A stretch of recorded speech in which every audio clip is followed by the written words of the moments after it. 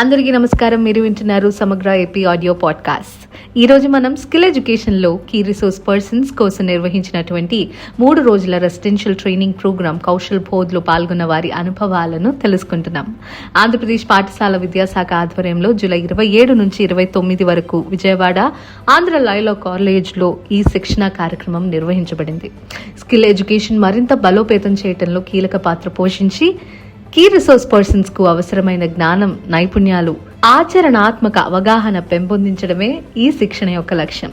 మరి ఈ శిక్షణ వారికి ఎలా ఉపయోగపడింది, వారు ఏం నేర్చుకున్నారు, ఎలాంటి కొత్త ఆలోచనలు, అనుభవాలను తమతో పాటు తీసుకువెళ్లారు, ఈ పాడ్కాస్ట్ లో తెలుసుకుందాము.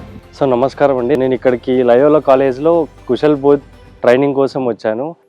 ఇక్కడికి రాకముందు నాకు 6th to 8th క్లాస్ నేను Kushal Bodh pre-vocational work నేర్పించడానికి నాకు అంత ఎక్స్పీరియన్స్ లేదు. దాంట్లో ప్లాన్స్ గురించి కానీ, హైడ్రోపోనిక్స్ గురించి కానీ, టై అండ్ డై వీటన్నిటి గురించి నాకు ఏమాత్రం అవగాహన లేదు. ఒకసారి ఇక్కడికి వచ్చిన తర్వాత ఈ 3 daysలో నాకు ఏదైతే నేర్పించారో మా మాస్టర్ ట్రైనర్స్ అందరూ కలిసి అది నాలో చాలా కాన్ఫిడెన్స్ అనేది పెంచింది. సో ఇక్కడ నేర్చుకున్న ప్రతి ఒక్క విషయం మేము హ్యాండ్స్ ఆన్ ఎక్స్పీరియన్స్తో చేసాము. థియరీతో చేస్తే మేము బహుశా అంత అర్థం చేసుకోవడానికి వీలు లేదేమో. బట్ ఇక్కడ మేము చేసిన ప్రతి యాక్టివిటీ అనేది హ్యాండ్స్ ఆన్ ఎక్స్పీరియన్స్తో జరిగింది.